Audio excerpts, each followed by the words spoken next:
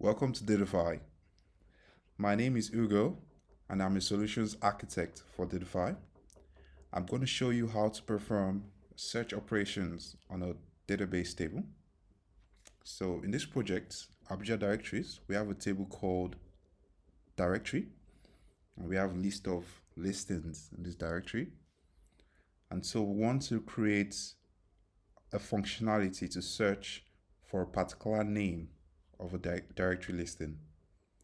So the first step is to work on the UI. So let's add the UI components. So I'm gonna add like a div container, give it a class, LG.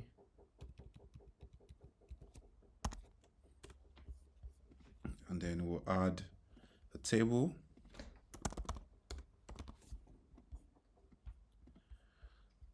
All right. And we'll call this the name of the directory. And then we're gonna remove this table. And we can just probably have the description here.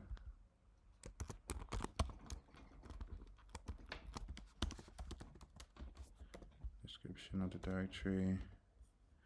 We're gonna have the here. And then we're gonna add a search bar. Let's see, 4.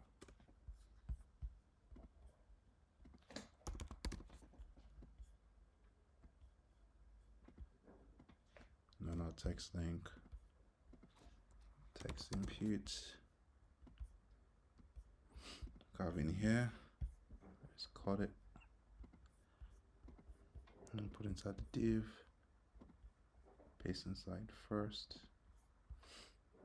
All right. So let's give some padding. PY3. Give it a placeholder. Search.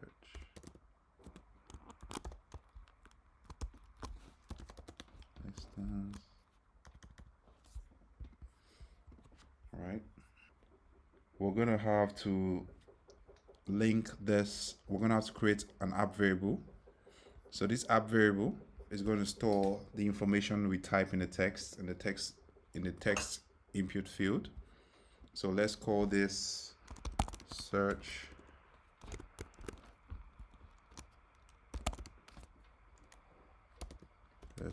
field,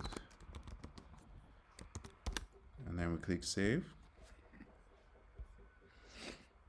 So basically, a variable is simply a unit of storage. So it's going to be stored somewhere temporarily in the memory of your system. So we're going to bind the text input to the variable. All right. And so let me just save this. And so we need to create an action, a backend action. So this backend action is going to, so we just call it get directories for search. Then we click on enter. Then it has to be an endpoint. All right, so let's create a variable, a response variable. Response.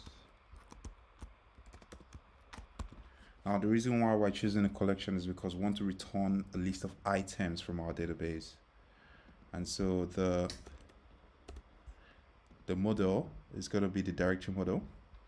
And so we want to return information where the name is equal to what we're going to pass to the we can remove this for now. What we're going to pass to the endpoint. So the endpoint, we're going to have a query variable. Let's call it search text.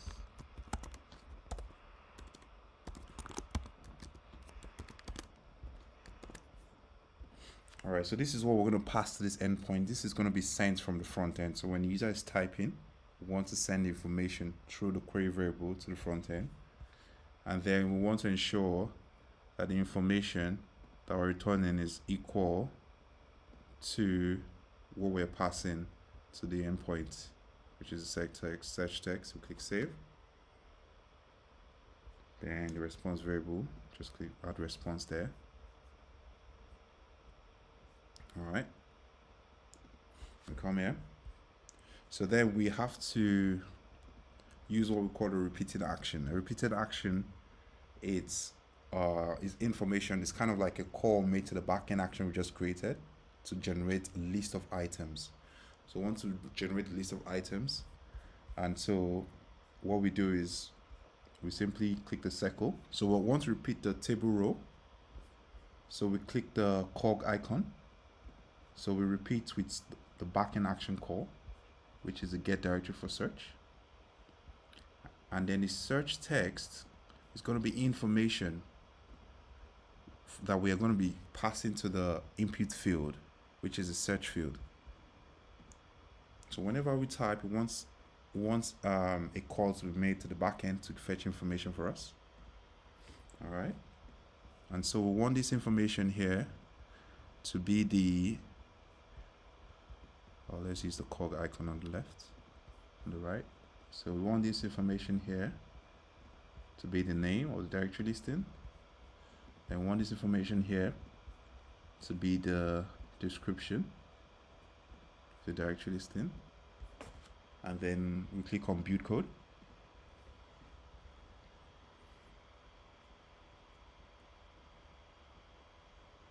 So this shouldn't take up to 2 minutes. So we'll build the code, we'll build the backend actions. This process deploys the application to AWS, and then we can test it out. So I created a new page, search listing. Let's copy the URL.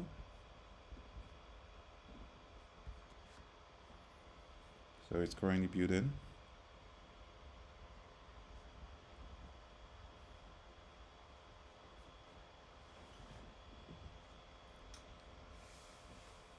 All right, app is built successfully. We can now test it out. Click the preview button.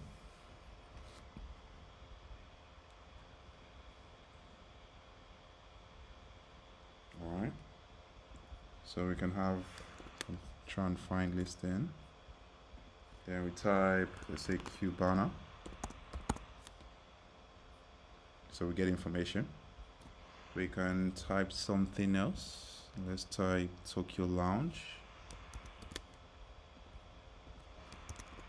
Type Tokyo Lounge, get Tokyo Lounge, and that's it. So in this video, I showed you how to search a particular database table. So the database table in question is the directory listings. And so we wanted to find information by the table name. So in this video, the first step was to create the front-end components. So we added a text input, and we bound it to the app variable search field. So the search field variable is a text. So this is where we created it. So it's simply a unit of storage where the information that is going to be entered in the field is going to be saved temporarily in the in the user's memory, in the user's computer's memory. Then we also added a table, and then after that we created a backend action. So this backend action is going to be an endpoint, and the endpoint performs a database operation. It returns a collection of directory listings where the name is equals to the information, that's the search text passed to the query variable,